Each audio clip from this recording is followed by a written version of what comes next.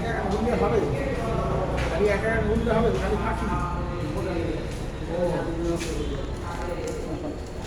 আমি তার ময়ন বলে ডাকতে দায়িত্ব কাটতে পারবো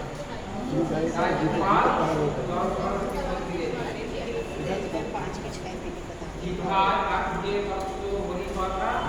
বিষ্ণু রহস্য তার শিলা হরি দুই অক্ষর মানে বর্তমান তাকে অপরোপ বস্তু